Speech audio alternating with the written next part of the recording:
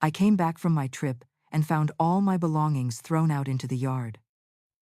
At that moment, I realized that my kindness had become my greatest weakness, and my silence had become my greatest strength. My name is Nancy Miller.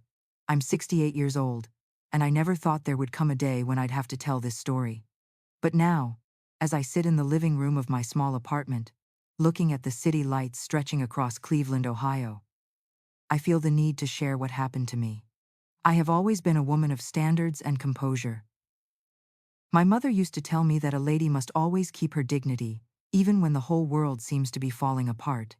At 68, I carry with me decades of experience, a few scars on my heart, and a strength I never knew I had. I had just returned from spending a week at my sister Linda's house in Columbus, Ohio. We hadn't seen each other in 2 years, and Linda had begged me to visit until I couldn't refuse. It was a wonderful week. We reminisced about our childhood, talked late into the night, cooked and cleaned together. I felt revived, as if I had become myself again, the woman I used to be before I was known only as Michael's mom and Ethan and Sophie's grandma. But life has a cruel sense of irony. I returned home on a Tuesday afternoon, my suitcase still carrying the faint scent of lavender from Linda's house, and my heart still warm from our conversations. The bus dropped me off at the stop near my house, and I walked 3 blocks to the home where I had raised Michael, where I once held my 2 little grandchildren, where the memories of my entire life were kept. Then I saw it. My things, clothes, books, family photos, a few small decorations scattered all over the front lawn, as if they had no value at all. My heart raced, and for a moment I thought I had been robbed or vandalized. But then I saw the note. It was taped to the front door, written in the familiar handwriting I had seen since teaching Michael how to write. "Sorry, Mom. Emma's parents are moving in. There's no room for you anymore." My legs trembled, and I had to hold on to the fence to keep from falling. 42 years. 42 years I had devoted to that son who grew up, got married to Emma, and gave me 2 beautiful grandchildren. 42 years of being a mother, a grandmother, a caretaker, the woman who was always there when they needed her. And now, right at my own front door, I was reading a note, kicking me out of my own life. I felt a wave of anger, pain, and emptiness, all at once. But what I remember most was the silence. I didn't cry. I didn't scream. I didn't knock on the door. I just stood there, looking at that note, and felt something inside me change. As if another Nancy one I had never known had just been born. I took out my phone and called Martha, my neighbor and best friend, for more than 15 years. She arrived in less than 10 minutes, her eyes filled with the kind of concern only a true friend can have. When she saw the scene, she said, "Nancy, this is humiliating. You don't deserve this." But I was no longer at the stage of asking myself whether I deserved it or not. I was at the stage of deciding what I would do about it. Martha helped me gather every item, every piece of clothing, every photo album, every small object that told the story of a lifetime. We loaded everything into her car, and I simply said, "I'm going to my apartment." Martha looked surprised. Few people knew that 3 years earlier, I had bought a small apartment downtown as an investment for the future. It wasn't big, but it was mine, completely mine. And at that moment, it became my refuge. We arrived at the apartment just as the sun was setting. It was a simple but cozy place. 2 bedrooms, a small living room, and a kitchen just big enough for me to cook peaceful meals. There was a small balcony overlooking the city, and as I quietly arranged my things, I felt something I hadn't felt in a long time: peace. Martha stayed with me until late at night, helping me organize everything. While we worked, she told me she had seen Emma's parents arrive with a moving truck just 2 days after I left. "They planned this, Nancy. They waited for you to leave before doing it." Those words hit like a punch to the stomach. This wasn't impulsive or unexpected. It was a cold, calculated plan. They had just waited for me to be gone for a week to carry it out. What was worse was that they didn't have the courage to talk to me before my trip, nor were they there when I came back to explain. That night, I lay in my apartment, staring at the ceiling and listening to the sounds of the city. Then I knew one thing for sure. I would not beg, I would not cry, I would not lower myself for an explanation. I would do something no one expected, something that would change everything. I opened my phone and started searching for information. Real estate companies, lawyers, market prices. The house where Michael was living, the house where he had thrown his own mother out, was still in my name. It had always been mine. And if he thought he could treat me as a burden, he would soon realize he had underestimated the woman I had become. By 3 a.m., I had made the bravest decision of my life. I would not simply accept that humiliation. I would turn it into the first step toward a new life, one where I put my happiness and peace above all else.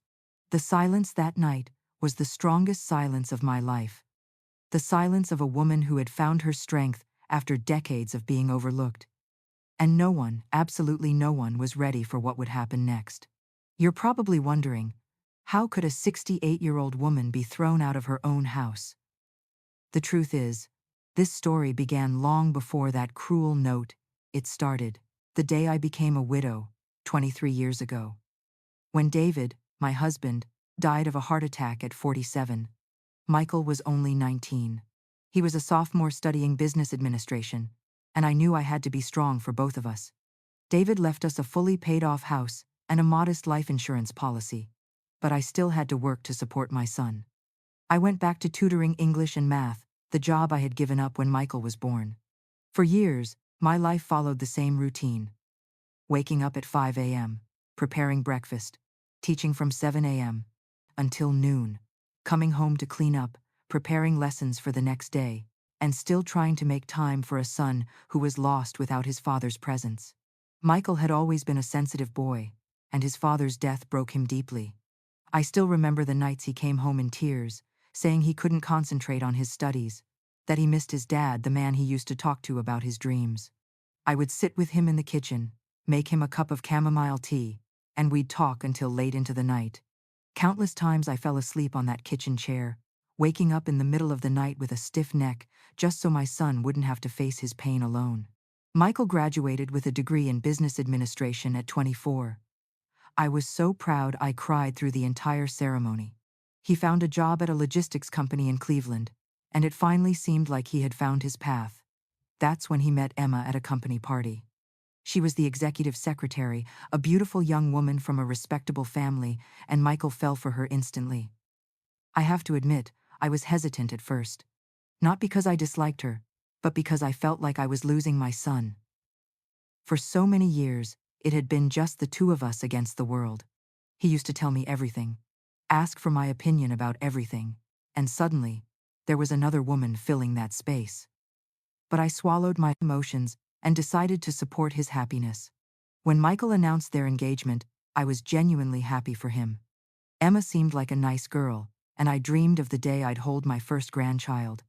I offered for them to live with me after the wedding, at least until they were financially stable. At the time, it felt completely natural. The house was big, with 3 bedrooms, and I thought it would be wonderful to have the whole family together. The wedding was beautiful. I had saved for 2 years to help pay for it. I sold some of my mother's jewelry, borrowed a small amount from my pension, and covered nearly half of the wedding expenses. Watching my son, radiant in his suit, walking beside Emma in her white dress, was one of the most emotional moments of my life. After the wedding, they moved into my house, and at first, everything was perfect. Emma helped around the house, Michael was still affectionate toward me, and I felt useful taking care of the home while they worked. I cooked lunch, kept everything clean, so that when they came home, the house was neat and welcoming. But then, things began to change quietly, slowly. Emma started making comments about my habits, the way I arranged the house, the way I cooked. She said her mother cooked beans differently, that I used too much salt, that the house smelled like food. I tried to adapt, changed the seasoning, opened the windows more often, did everything I could to please her. Michael, poor thing, was caught in the middle. I could see his confusion, his helplessness, not knowing how to make peace between his wife and his mother. So I decided to make things easier for him. I withdrew. I took up less space in the house, spoke less at dinner. I thought that would make everything better. When Emma became pregnant with Ethan, I was overjoyed. I was finally going to be a grandmother. I poured all my heart into helping her. I cared for her during her pregnancy, as if she were my own daughter. bringing her decaf coffee when she felt nauseous, massaging her swollen feet, going with her to checkups when Michael couldn't.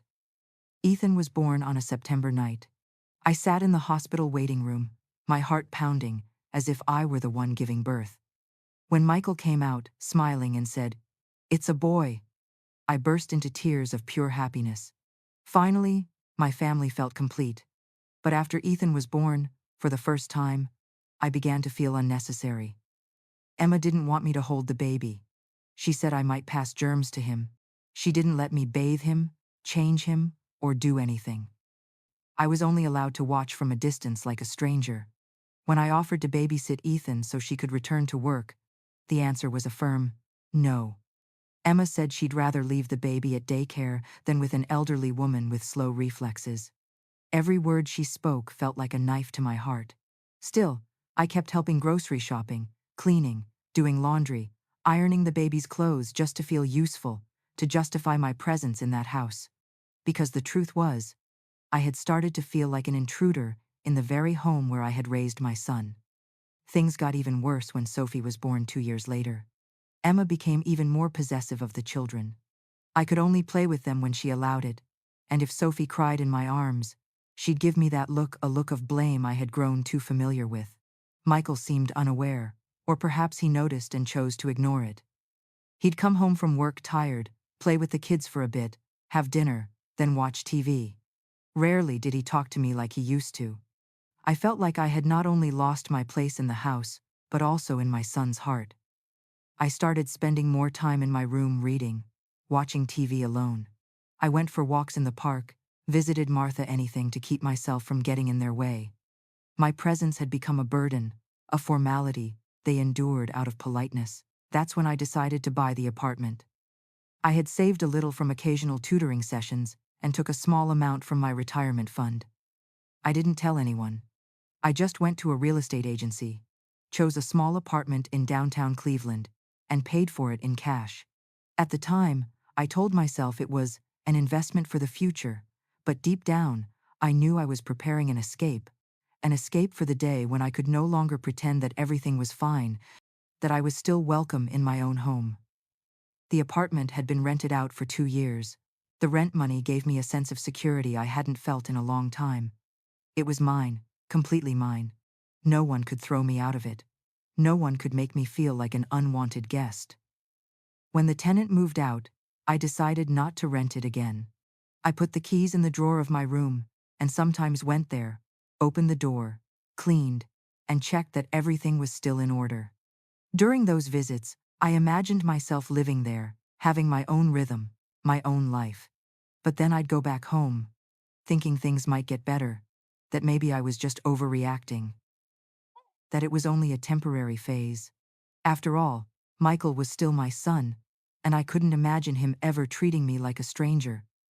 Until the day I came back from Linda's house and found my belongings scattered across the yard. In that moment, I realized I hadn't been overreacting. I had simply been facing the truth, and that my apartment was no longer an investment for the future. It was my present, my freedom, my dignity. The first few days living in the apartment, I was still in shock.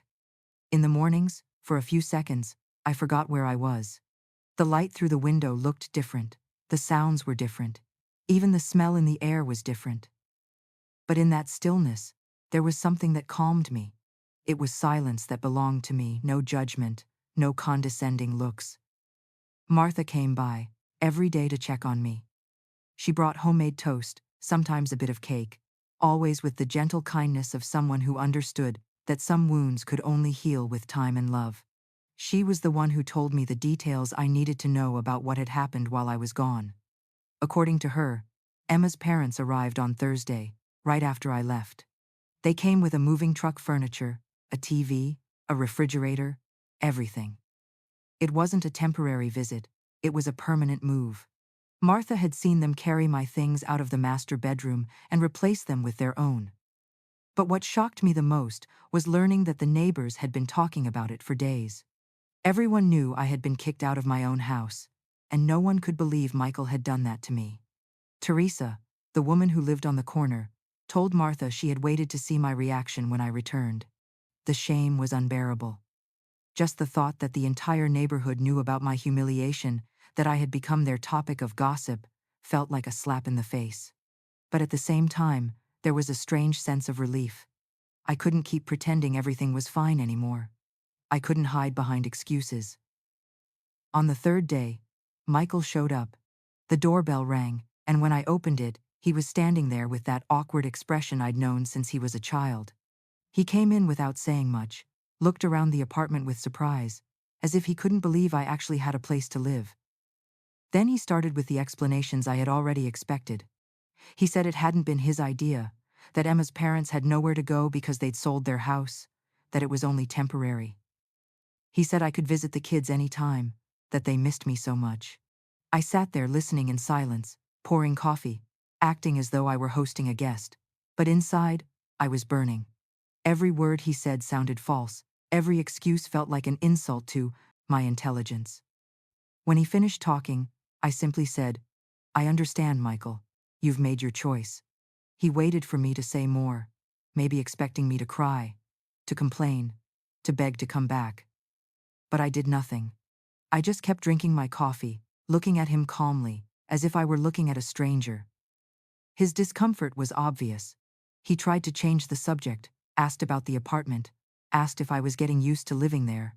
I answered briefly, always polite, always composed, but I didn't open the door to familiarity. He was my son. But in that moment, I realized that being a mother didn't mean being someone's doormat. Before leaving, he took out some money and said it was to help me with expenses. I looked at those bills and felt disgusted not because of the money, but because of what it represented. As if he were trying to buy my silence, my acceptance, my dignity. I placed the money on the table and told him I didn't need it, that I had my pension and my own savings. I saw the surprise in his eyes. Maybe he still thought I was a dependent, fragile old woman, ready to accept any crumbs to survive. But I was no longer that woman. After he left, I sat and thought about how easily people underestimate the elderly. They think we're weak, useless, incapable of standing on our own. Michael had truly been shocked to learn that I owned an apartment and could live independently. He had seen me as a burden, something to carry along. And right then, I realized what had been happening to me for years. I had become invisible in my own life. I had turned into a shadow, a person who existed only to serve others. My ambitions, dreams, and personality all had been swallowed by the roles of mother and grandmother. I began to remember who I used to be before I got married, before I became a mother. I was once Nancy Miller, a woman with dreams, opinions, and a voice of her own. I loved reading, talking about politics, laughing out loud. I had friends, a social life, plans for the future. So where had that Nancy gone? In the days that followed, I began to find myself again. I bought the books I had always wanted to read, subscribed to the newspaper, arranged the apartment the way I liked. Every small decision I made on my own gave me a sense of freedom I had long forgotten. A week later, Emma showed up with the kids, Ethan and Sophie, clearly hoping to stir my emotions. The two little ones ran to hug me, saying how much they missed me. My heart tightened, but I stayed calm. Emma began in her sweetest tone, saying that I was very important in the kids' lives, that they asked about me every day. She said this was just temporary, that once her parents were settled, I could move back home. But I no longer believed in promises. I looked at Emma, and what I saw before me was the woman who had coldly planned to throw me out. She hadn't come out of love or regret. She came because she needed me. Because taking care of the kids and running the house without me had turned out to be harder than she thought. I asked directly, "Emma, you want me to come back so I can watch the kids while you and Michael work, don't you?" She hesitated, tried to dodge the question, but I pressed on. "Isn't that right? You want a free nanny, a housekeeper who doesn't need to be paid?" The mask fell. Emma's face turned red. She stammered a few excuses, then hurriedly grabbed the kids and left. But before going, she turned back and said something I'll never forget. "You've changed a lot, Mrs. Nancy. You're not the woman we used to know." After she left, I looked at myself in the mirror and smiled. She was right. I was no longer the Nancy they used to know. No longer the one who bowed her head, swallowed humiliation, and sacrificed in silence. I was becoming the woman I had lost long ago myself. That evening, I called my sister, Linda. I told her everything from the note, left on my door, to the visits from Michael and Emma. Linda was furious, scolding Michael harshly. She said I should sue him for elder neglect, but I didn't want to sue anyone. I didn't want revenge or more drama. I just wanted them to understand that I was no longer the obedient, compliant Nancy they once knew. I wanted them to respect my decision to live my own life. Linda said something I will never forget. Nancy, you've spent your whole life living for other people. Now it's time to live for yourself. Those words echoed in my mind for days. I had truly spent 68 years trying to please others, first my parents, then my husband, then my son, and finally my grandchildren. When did I stop living for myself? When did I stop being Nancy and become only Michael's mother? When did I accept that my happiness had to depend on someone else's? That was when I made the most important decision of my life. I would no longer wait for them to respect me. I would not beg for a place in the family. I would take control of my own life. And if they wanted to be part of it, they would have to respect me as a person, not as a babysitter or an unpaid maid. I picked up the phone and called a real estate agency, scheduling an appointment to appraise the house where Michael was living, my house, the one in my name, paid for with my own hard work, over which I had full right to sell if I wished.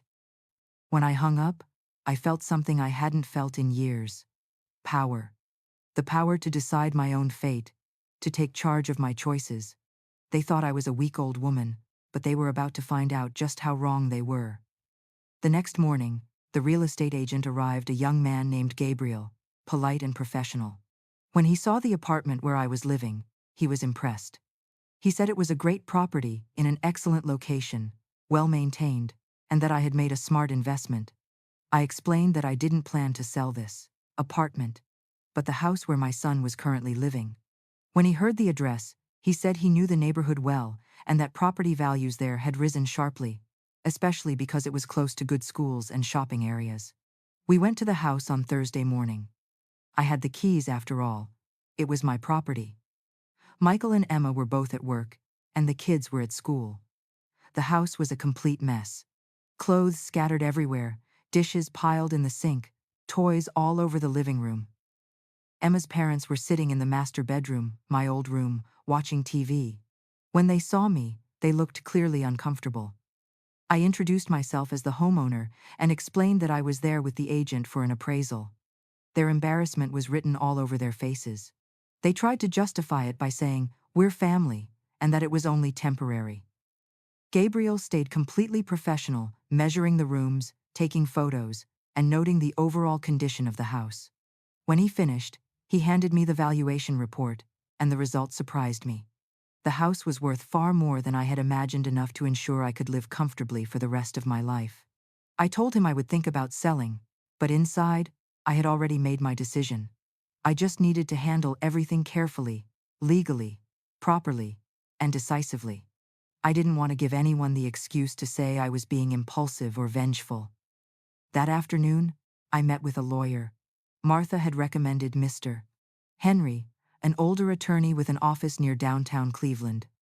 He greeted me kindly, listened to my entire story without interrupting, and then clearly explained my rights. According to him, I was the sole owner of the house, free to sell at any time without needing anyone's permission. He said that cases like mine, where older people are disrespected and treated as if their families have authority over them, were, unfortunately, quite common. But the law, he assured me, was on my side. Mr. Henry also told me something I hadn't known before. I could set a deadline for the people living in my house to move out without having to wait for them to leave on their own. That information brought me immense relief. We agreed that he would send an official notice, giving them 30 days to vacate the house. After that, I would put it up for sale. Everything would be done legally, with proper documentation, leaving no room for anyone to object. When I walked out of the lawyer's office, I felt lighter than I had in years. I was finally taking real action to change my life. I was no longer waiting for others to change how they treated me. I was changing my own circumstances. I stopped by the bank to organize my finances. I had my pension, a small savings account, and the income I'd earned from renting the apartment in the past. I calculated that once I sold the house, I'd have enough to live comfortably for the rest of my life, to travel, buy things I'd always wanted, and support charitable causes I cared about. Martha was delighted when she heard my plan. She said she was proud of me for standing up after such a painful blow. She admitted that when she first heard what had happened, she was afraid I'd fall into depression or get sick from grief. But the opposite happened. I felt full of energy, excitement, and more interested in life than ever. It was as if that first shock had awakened a long dormant strength within me. I started going out more, exploring the city, attending plays, something I hadn't done in decades. I watched a play about a woman rediscovering her strength after turning 50. I cried through the whole thing. But those were tears of empathy, not sadness. I also joined a senior group at the local church in Cleveland, Ohio. Not because I was deeply religious, but because I wanted to meet people my age, to share experiences. I discovered that many women there had stories like mine: ungrateful children, difficult daughters-in-law, relationships full of unfairness. It was in that group that I met Celia, a 72-year-old woman who had gone through something similar. Her children had once tried to put her in a nursing home to take over her house. She took them to court, proved she was perfectly capable, and then cut ties with them completely. Celia told me something I'll never forget. "Nancy, your whole life you teach people how to treat you. If you accept being disrespected, they'll keep disrespecting you. But if you demand respect, they'll learn to give it." 15 days after I met with the lawyer, the official notice was sent out. Mr. Henry, my attorney, called to confirm that Michael had received the document in person. He said my son looked extremely tense and kept asking whether I was really planning to sell the house. Michael showed up at my apartment that very same day. This time, he didn't come alone. He brought Emma with him. I immediately knew their strategy. They thought that together, they could persuade me to change my mind and cancel the sale. They started with familiar words: that I was being impulsive, that family shouldn't abandon each other, that we could talk things through and fix everything. Emma even cried, saying she never meant to hurt me, that everything had been a misunderstanding. I listened patiently, poured coffee, and behaved like a polite hostess. When they finished, I simply replied, "I understand where you're coming from, but my decision has been made. You have 30 days to find another place to live." Immediately, the atmosphere changed. Michael raised his voice, saying I was being unfair, that he was my son, that I couldn't do this to my own child. Emma said they couldn't afford a new house, that I was being cruel to my grandchildren. But I didn't waver. I told them they'd had years to treat me differently, that they were the ones who decided to throw me out, not the other way around. I was simply exercising my rights as the owner. When they realized I wouldn't give in, they changed tactics. They offered to pay rent to stay. They asked how much I wanted per month, but I told them plainly I didn't want to rent. I wanted to sell. The truth was, this wasn't about money. It was about dignity. I couldn't live in peace knowing they still occupied my house after what they'd done. Every dollar of rent they paid would only remind me of the humiliation I had endured. They left the apartment furious. Emma said I would regret this, that I was destroying the family. Michael said he never thought his mother could take revenge like this. But I didn't see it as revenge to me. It was justice. In the following days, my phone rang nonstop. Distant relatives, aunts, cousins, people I hadn't heard from in years, suddenly appeared to share their opinions. Everyone said I was wrong, that I should forgive, that family is sacred. But none of them were there when I was humiliated. No one asked how I was living after being thrown out of my own home. Only when they heard I was selling the house did they remember I existed. Mr. Henry told me that was common, that when elderly people start standing up for themselves, relatives often try to convince them to back down, usually because they're afraid of losing their inheritance, or simply because they think older people shouldn't have control over their own lives. 1 week before the 30-day deadline, Michael came to see me again, this time alone, with a completely different attitude. He seemed humble, willing to talk. He said he had thought a lot and understood my point of view. He offered a few conditions. Emma's parents would move out. I could move back in. And they promised to treat me with the respect I deserved. He said the kids were sad, confused about why their grandmother had disappeared from their lives.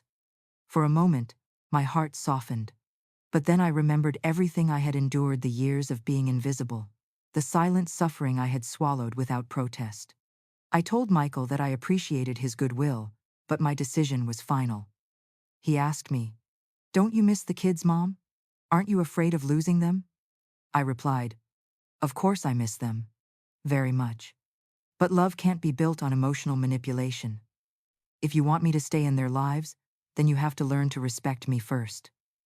When the deadline arrived, they moved out. Mr. Henry called to confirm that the house had been vacated. The next day, we put up a for sale sign at the gate. 2 weeks later, a buyer paid the full amount in cash. When I signed the transfer papers, a wave of relief and liberation washed over me.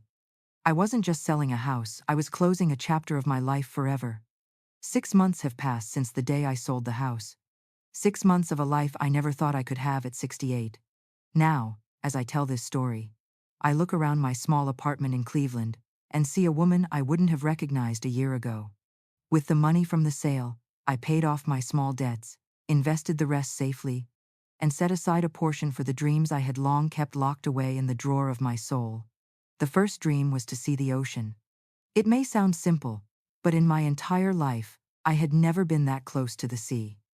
I went to Myrtle Beach, South Carolina, and stayed for a week in a lovely little inn near the shore. Every day, I walked on the sand, rented a beach chair for 2 hours, and watched the waves. No one there knew who I was. No one saw me as someone's mother or grandmother. I was just Nancy, a 68-year-old woman who had finally learned how to live for herself. At that small inn in Myrtle Beach, South Carolina, I met other people my age who were also living for themselves. Patricia, 73, was traveling across the United States after becoming a widow. James, 70, had just retired and decided to explore every beach along the Atlantic coast. They told me stories that sounded so much like mine: children who saw their parents as burdens, families who treated the elderly like old furniture. But there, in that cozy little inn, we were all free, making our own choices, spending our own money, living life the way we wanted. When I returned to Cleveland, I felt renewed. I decided to redecorate my apartment exactly how I liked it. I painted the walls in bright, cheerful colors that made me happy. I bought new furniture and added a few plants to the balcony. Every choice was mine.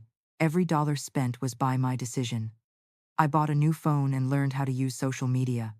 I created a Facebook account and started posting pictures of my trips, the meals I cooked, and the books I read. I discovered online groups for seniors, places where people shared advice, travel tips, recipes, and life stories. It was in one of those groups that I met Louise, 71, who lived in Boston, Massachusetts. She had gone through the same thing I had and decided to start a support group for older people who had been abandoned by their families. We started chatting through messages and then by phone. Louise invited me to join the group's bi-weekly meetings, where people shared their experiences and encouraged one another. I decided to join, and it turned out to be one of the best decisions of my life. In the group, I heard stories that made me realize I wasn't alone. Rose, whose children tried to put her in a nursing home to take her house. Anthony, who was abandoned by his family when he fell ill. Carol, who raised her children all her life, only to be cast aside when they became successful. I also heard stories of resilience, people who had taken back their lives, escaped toxic relationships, and discovered new passions and talents after turning 60. Those stories inspired me to go further. I decided to enroll in a computer course for seniors at the community center. I had always been curious about computers, but never had the time to learn. At 68, I started from scratch. I learned how to use Word, Excel, and how to browse the internet safely. The teacher, a young woman named Emily, was impressed by my dedication. She told me I was learning faster than many younger students. Her words filled me with pride. I, the woman who once thought she had no value left, suddenly realized I could still learn new things. Around that time, I also started volunteering. I joined a nonprofit organization in Cleveland that helps elderly people in need. Ironically, I once treated as a burden by my own family, was now helping others who needed support. Volunteering opened my eyes to a world I had never known. Elderly people with no family, living in poverty, surviving on the kindness of strangers. I, who once felt abandoned, suddenly realized how much I still had to be grateful for. 8 months after selling the house, Michael came to see me again. This time, he arrived at my apartment on a Saturday afternoon.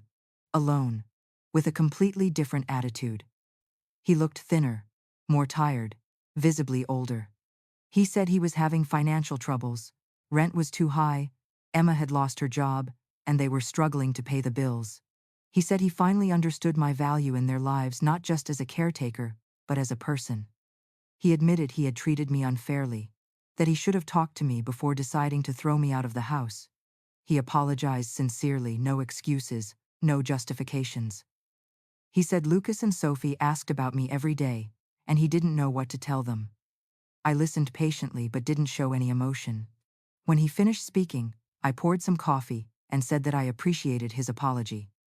But it couldn't change what had happened, that he had made his choice when he thought I had no options, and I made mine when I realized I did. Michael asked if I missed him, if I wanted the family to be together again. I told him I missed the gentle son he once was. But that son had disappeared long ago, long before the day he forced me out of my home. I had spent years being invisible in my own house, and now I was learning how to live without being invisible anymore. He tried to say that people can change, that he had learned his lesson.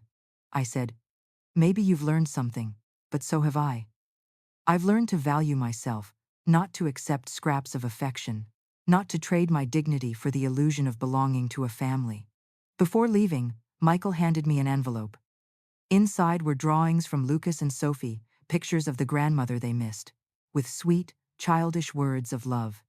My heart ached, but I didn't change my stance. I told Michael he could bring the children to visit me anytime, that my door would always be open to them, but that our relationship would be different. I would never again be the grandmother who lowered her head and endured everything just to be near her grandchildren.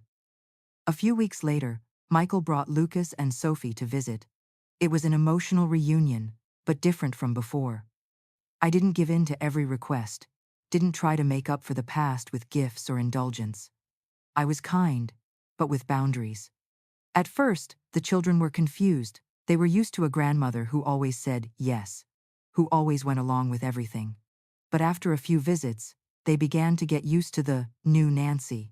And what surprised me most was that they started to respect me more. Lucas, now 12 years old, said to me during one visit, "You're different now, Grandma, but I like it." When I asked what he meant, he said, "Now you say what you think, Grandma. Before, you just agreed with everything." Those words stayed with me. Emma never came back to my apartment.